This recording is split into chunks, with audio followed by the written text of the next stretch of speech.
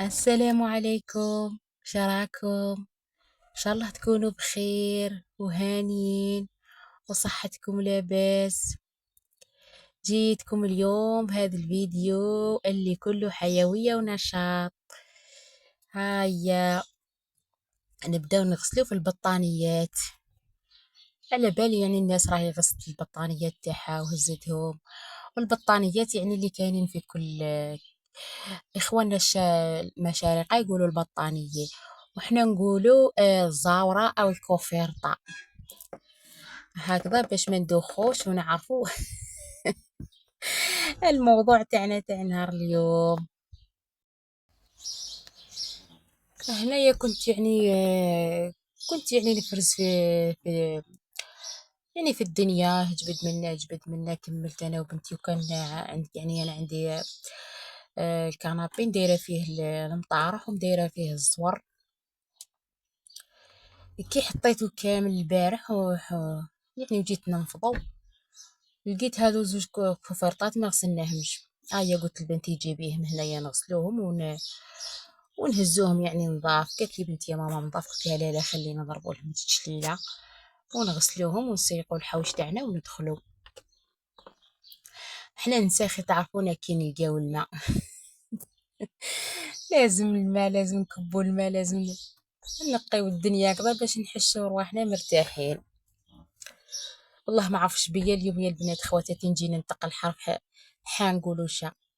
هذه النباتات تاعي يا البنات ما صدقتليش والله، يعني هذيك اللي عطاتها لي اختي منعنعه تهبل، غير حطيتها شوفوا كيفاش ولات حالتها. راني كل يوم نسقي فيها لعل وعسى تصدق لي. هنايا كنت كملت كامل وحطيت هذا الكرسي هنا، كي غلبت قعدت ريحت فوقه شويه. كملت شوفوا الدنيا نظيفه. الله الله تهبل، قولوا لي واش يا البنات خواتاتي تهبل ولا لا لا؟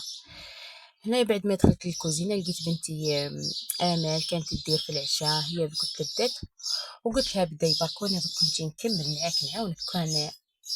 كان عندنا كان حيجينا خويا.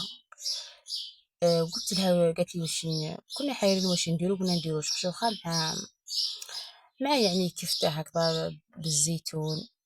شوفوا البنات خواتاتي هذا الاشوار تاعي في زدلي، لقيت يعني الخيوط تاعو تقطعوا ولينا هكذا برك لصقناه في بعضاه. والله يا البنات غير راهو حاله وكارثه. ادعيوا لي يا البنات ان شاء الله يفرج ربي ونشري واحد جديد. والله يغني خاطر قداش نخطاب ضربني منه التريسيتي يا البنات خواتاتي. هاني هنا شاركت معاكم واش كنا نوجدو واش كنا نحضروا. كيما على بالكم والله هنا كانت حوالي الخامسة هكذاك العشية، كنا يد منا ويد منا واش نقول لكم.